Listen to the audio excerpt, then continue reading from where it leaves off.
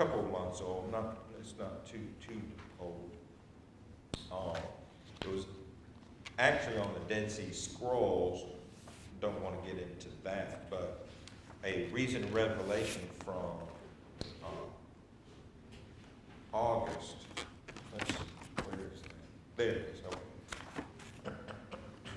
Now, I mentioned, as obviously we are talking about the Exodus and the children of Israel after they spent about 215 years in Egypt. That's not in slavery, because that was only part of the time. When Joseph was there, when he was freed, of course he essentially was a slave as he went into Egypt. But when Jacob and the boys came, and the family, when they all came to Egypt, they were not slaves. So Jacob was never a slave. The brothers, when they came to Egypt, their family, they were never slaves. It was only the following generation that began to be enslaved by Egypt. So anyway, as the children of Israel, so there essentially were 75, 79, under 80 people when Joseph was there, and Jacob. And then when, after 215 years, that nation left Egypt, about how many were there? Well, recent revelation from August kind of has that number. And you base that number on the number of soldiers, the number of men who could be in the army and make up the fighting force of the nation of Israel as they were at the foot of Mount Sinai. And so as you calculate all of these from each tribe, because they of course are given, then the total number of fighting men comes to 603,550. Now these are men in between the ages of 20 and 60. Just men, just in that age range, over 600,000. So you have a nation right there, 600,000. But that is in a very specific, of course, age range. According, they here in Numbers, chapter 1, as it tallies all of, these numbers here. Of course, Judah is going to be the very largest tribe. That individual tribe had almost 75,000, that 74,600 men. All those boys that were aged 19 and below were not included in the tally. Of course, no children 19 and below were included in the 603,000 there. If we assume at the time the Hebrews were on average living to an age of 70 years old, that's reasonable. Actually, it might be reasonable that they lived a little bit longer, but 70 is still reasonable. Then roughly 27% of the population was not included in Moses' tally. If you had all age brackets with the approximate same number of people there. If so, you add 27% to that 603,000, then the population of just the Hebrew nation was almost 1.8 million people. 1.8 million. So that obviously is a lot of people. How could it be that high? Well, first of all, God had something to do with it. Because recall that when Pharaoh asked for the Hebrew boys to be killed, what did the Egyptian midwives say? Well, they deliver so fast. And so here you have this situation where you have ladies who are able to very easily, first of all, get pregnant, and then deliver, and then they're, essentially, if you will, not to be crass about it, right back at it. And so that is a very short kind of a turnaround time period there. So God was with them in that situation. Now, they do have some numbers here I thought that were very interesting. If the initial Hebrew population in Egypt, 79 individuals, the average lifespan of the Hebrews was 70 years old.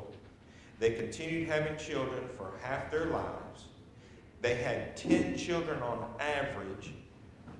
That's really low, by the way. That's really low. 10 for this time period, and God being with them, that's a low number. But that's also average. So even at that time, some ladies are going to have fewer children, and some ladies are going to bear more. Typically live to see the births of half their, because of the elevated birth rates implied in the text, and typically live to see the births of half their grandchildren on average, the generation length is 1.5. After 215 years, the Hebrew population would have been 1.7 million people. Keep in mind that if the average number of children per couple was larger or the generation length was slightly longer, so that if the average, because it's not going to, obviously it's not going to be right on 10 anyway. So if it's 10.1 on average, and you lengthen the generation by 1 to 1.6 instead of 1.5, which are both very, very plausible and reasonable, the Hebrew population quickly grows by tens of thousands. Perhaps most notable is the fact that these calculations assume that the Hebrews gave birth to all of those individuals with no males marrying outside the Israelite family, of course, as did Joseph and some other sons of Jacob. Moses did even, obviously. If such marriages occurred only a fraction of the time, like the individual mentioned in Leviticus 24, then the Hebrew population grows even higher, because these fighting individuals are pure Hebrews. If you were, if you married outside the Hebrew nation, then you were not counted in this number.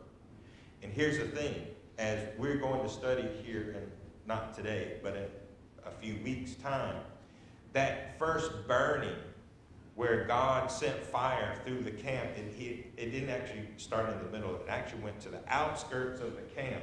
And a lot of people died because of their complaining. That fire that killed a lot of people on the outside, very few of them were actually pure Hebrews. Most of those people were like the hangers-on people. Because when you have a movement, a nation like that, you don't just have everybody a homogenous, situation. It's a mix as well. And so there were a lot of people that followed the children of Israel and kind of were hangers-on, if you will. So whatever the total number was, you still had to add even more to that, because there were more than just the Hebrews that were part of this situation. If you had, 5% of marriages were intermarriages with Egyptians, then you have a potential Hebrew population of 2.3 million people.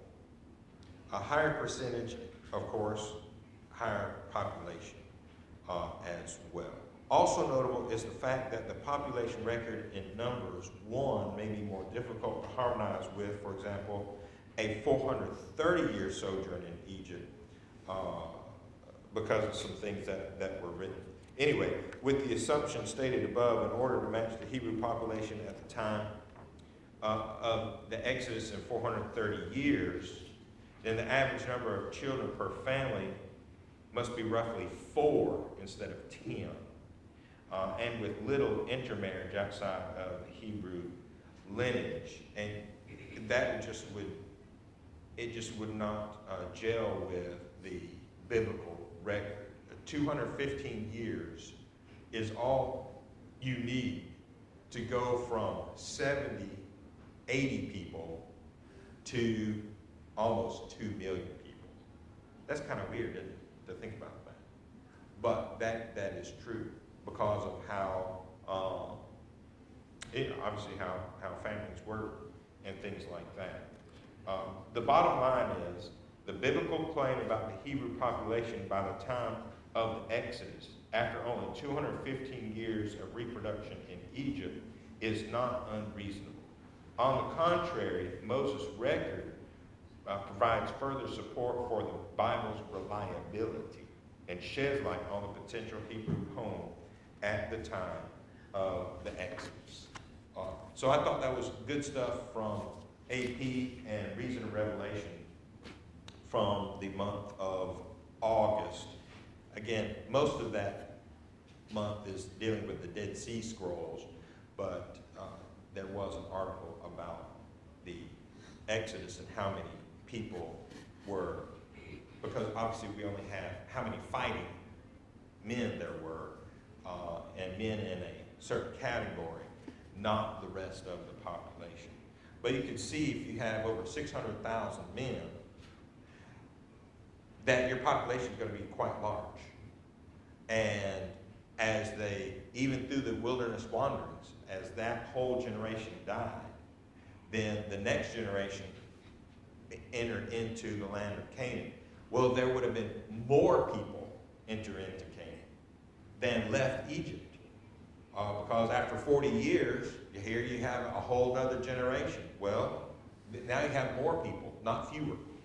And that is what we see from all of that.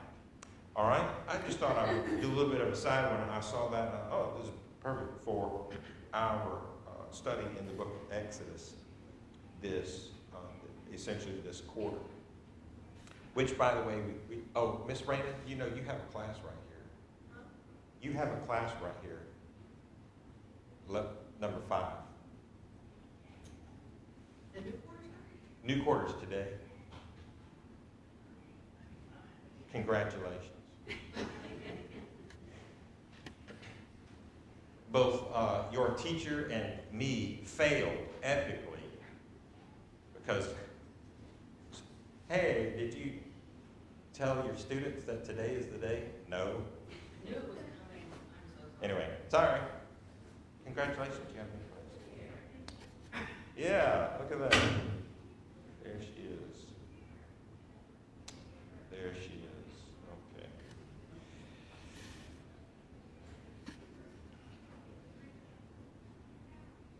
Now, when the children of Israel did come out of Egypt, we see several things. As we get into resume lesson 4, we'll start at D here in just a moment.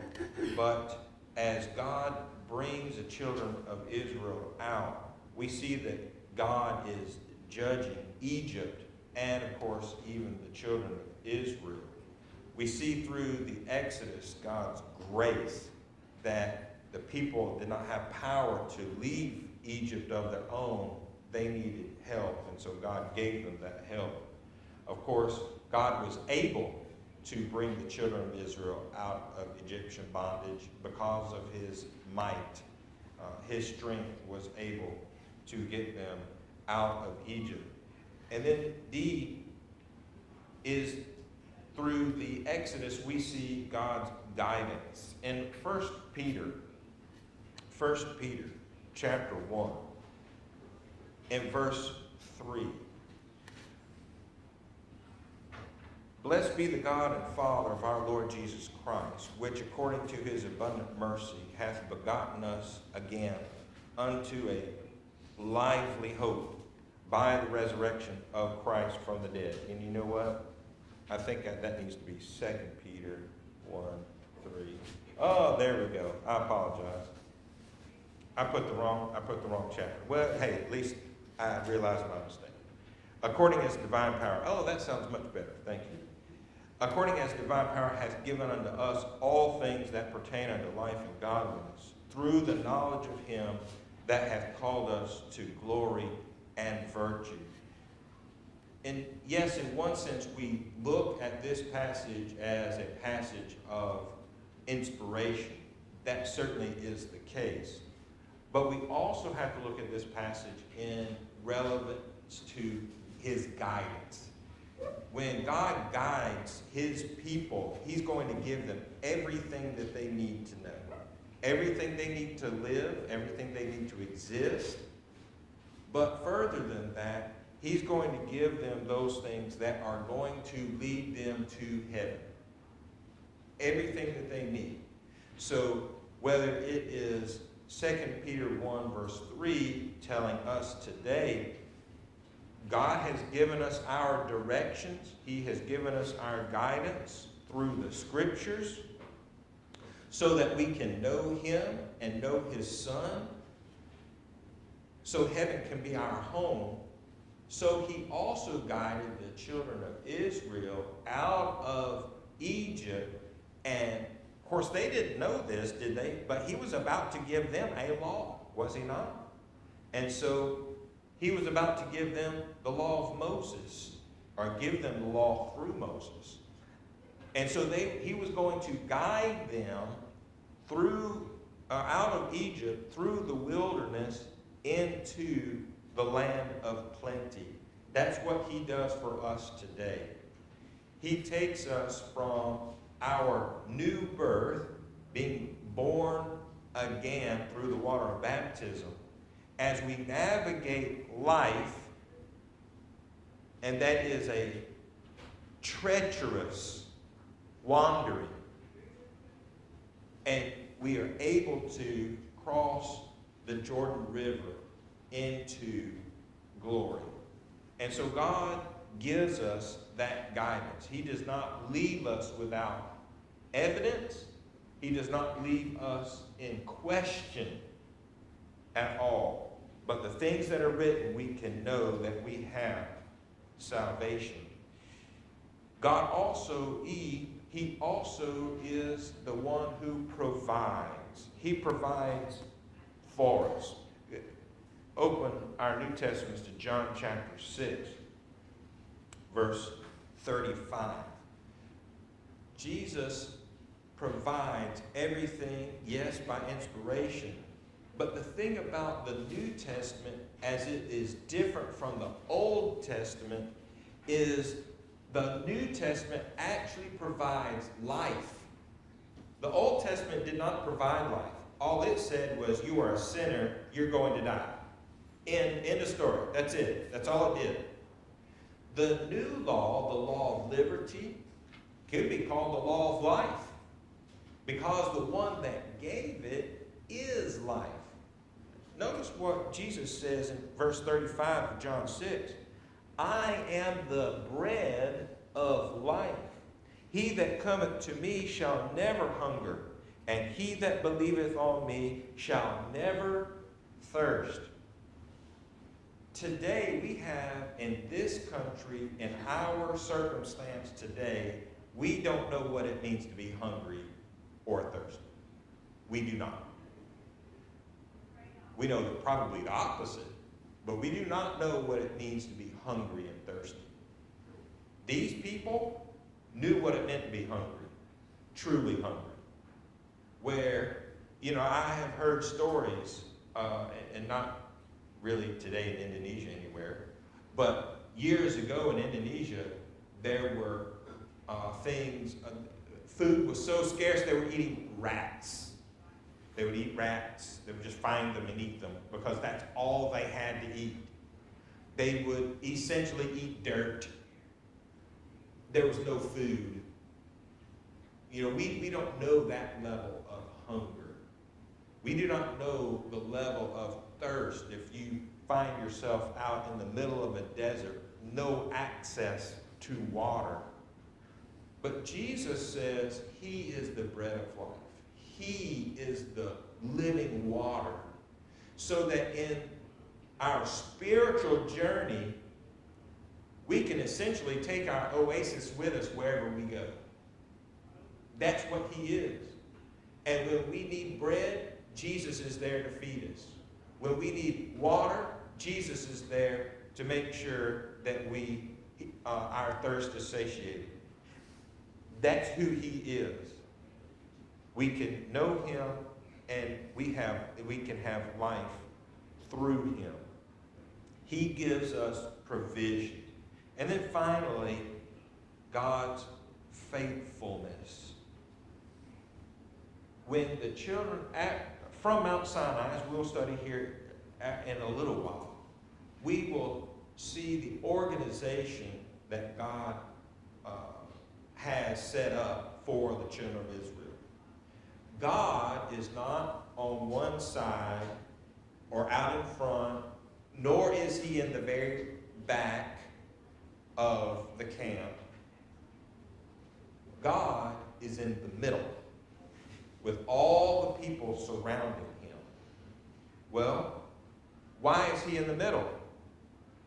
And of course, during the wilderness wanderings, we understand that during the day there was a pillar of cloud, and during the night there was a pillar of fire.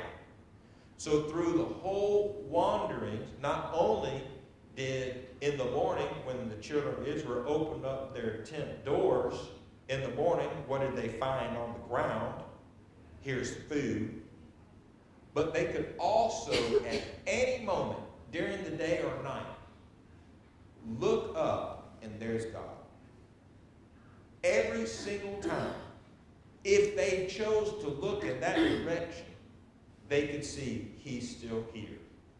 Well, it's because God is faithful. God is faithful to us. What about Romans chapter 8? Do you go to this passage in Romans 8 very often? Verse 38 and 39.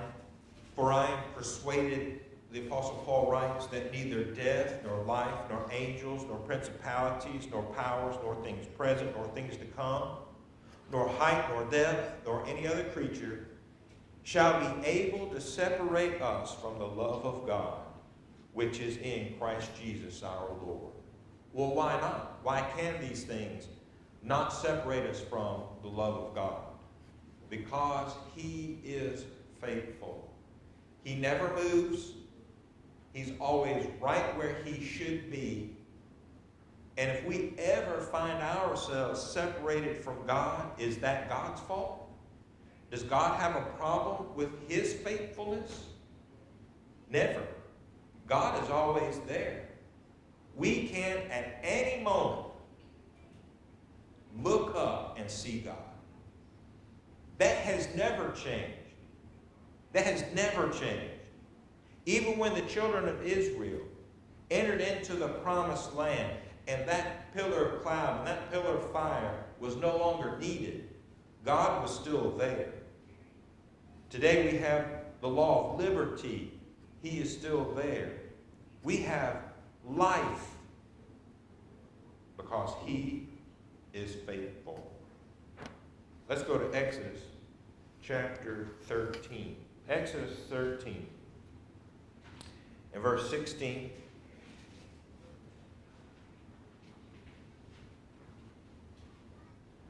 And it shall be a token for thine hand, for the frontness between thine eyes, for by strength of hand the Lord brought us forth out of Egypt. The Lord brought us forth out of Egypt. We see his strength, his ability, his provision, his faithfulness. That he made a promise to Abraham, and this is a part of him keeping his promise. And really, the entire time they are in Egypt, he is preparing them. But could you imagine being one of, let's say after 150 years of the Israelites being in Egypt, and now you are born into that situation? Do you feel like you are part of God's promise to Abraham? That would be a difficult thing, would it not? That would be a difficult thing. We do not know where we are. When we are alive, we do not know where we are in God's process. I hope that makes sense. And so when things happen to us, we do not have the full picture. We're not able to have the full picture. And listen, here's the thing.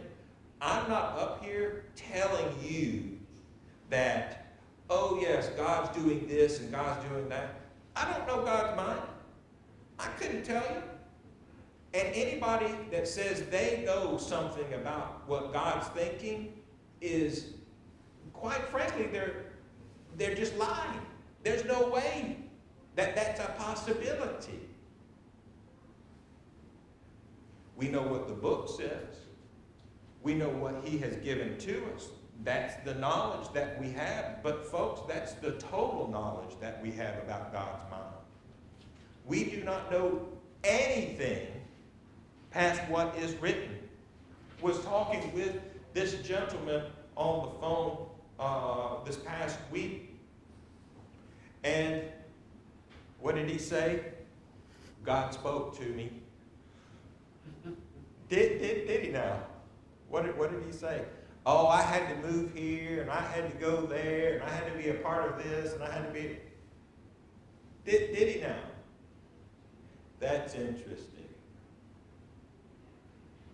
No, God did not speak to him directly, because that's not how God communicates. And just like that Hebrew individual who was a slave in Egypt their whole lives, they were born, they lived, and they died.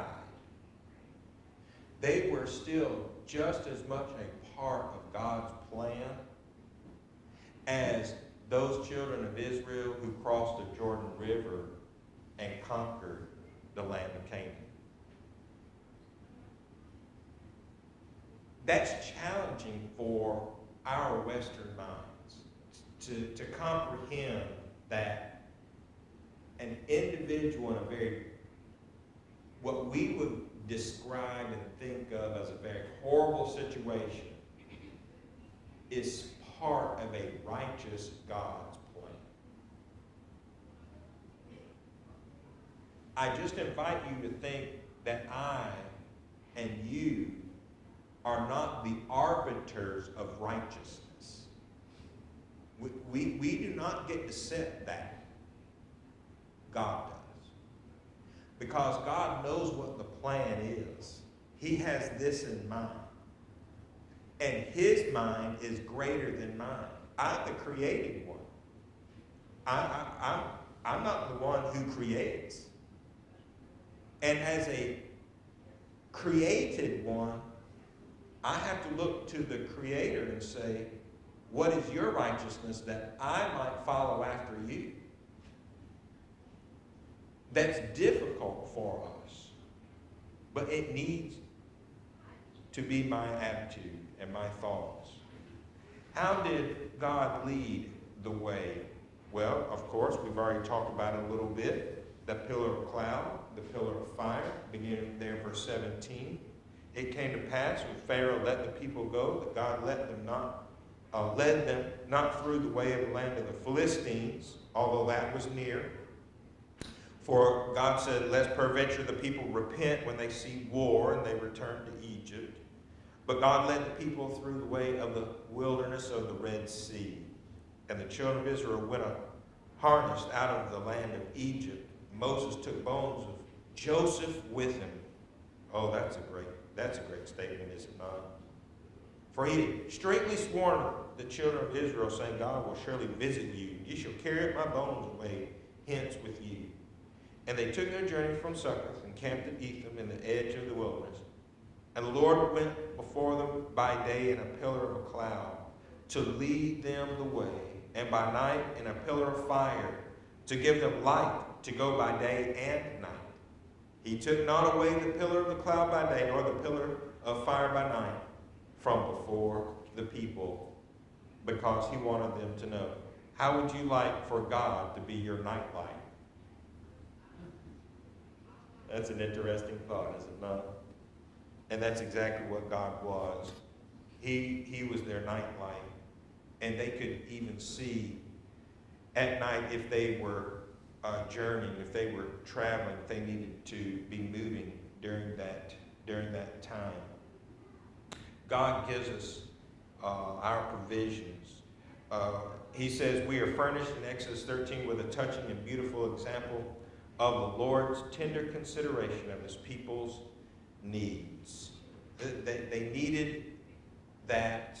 They had to have that leadership in this transition. When you are transitioning in any situation, you have to have strong leaders. You must. Because if there's a transition and you do not have a strong leader, it all falls apart and in come the wolves to pick up the scraps. When has that not been the case? That's right. It's never been the case. Because that's the human experience. That's how we are. So the children of Israel are in a great transition. They're going from Egypt to Canaan. He said, I can't take them by way of the Philistines, the short way. And so technically, of course, all they had to do from Goshen, remember, it's up there in the Delta area, all they had to do was just go up the coast and go right into Canaan. And it was just a few miles. It's not like it's very far. I mean, you're talking about a journey of from here to Charlotte. It's close. It's not far. And yet God said, if I do that, those fierce Philistines, and they're not fighting, they're going to get scared. And so instead of doing that, I'm going to take them the easy way, but it's the long way. And we're going to go down to the Sinai Peninsula, and we're going to kind of bypass that and bypass the Philistines altogether. Now, could God have defeated the Philistines on his own? Certainly he could have done that. But he didn't choose to do it that way. He chose to do it this way. And so, as the leader of the people, as he demonstrated with the pillar of cloud, pillar of fire, he led the people away from them. And so you can imagine being a Hebrew at this time, and God is leading you away from what you know to be a very fierce enemy. That is very calming. That's very reassuring to you. Oh, he's not leading us into this situation. And so that would have been too much of a test of their faith so soon in their exodus. God's not going to do that. Instead, he is going to allow them to kind of get their bearings. And because, God still knows that we're human. He never looked at these people as though they were robots and treated them like robots. Did he? Because that's not what you see here. You see care, concern. You see consideration. And so he considered these people. He considered their faith. He considered their physical abilities as well in leading them from Egypt as he wanted to get them into the promised land. The road to freedom is not only a road of faith, but a road that humbles. God had deep and varied lessons to teach his people, which could only be learned in the desert. Just because God defeated the Pharaoh and his army, they still had a long way to go. They were not a fighting force still. That was a different situation. And so now as Pharaoh's army is coming up to them, obviously they're scared. Can you imagine if they had gone up to the Philistines and you have a warring people there, and Pharaoh is coming up behind you That's not a good situation, is it? Now we've got a war on two fronts. Who fights a war on two fronts? There's only one nation in the whole world in human history that has ever fought a war on two fronts and won. I wonder who that could be. Anybody want to guess? Anybody? Anybody know? Excuse me? The United States of America. That's exactly right. And what war, by the way? In World War II. The only country ever, in human history. And we're not the greatest nation of all time. Come on.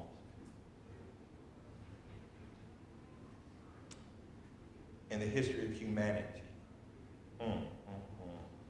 we fought a war on two sides and won both. There's a reason why they're called the Greatest Generation, by the way. There's a reason. They were tremendous people. It'd be nice to have a few of those folks around. All right.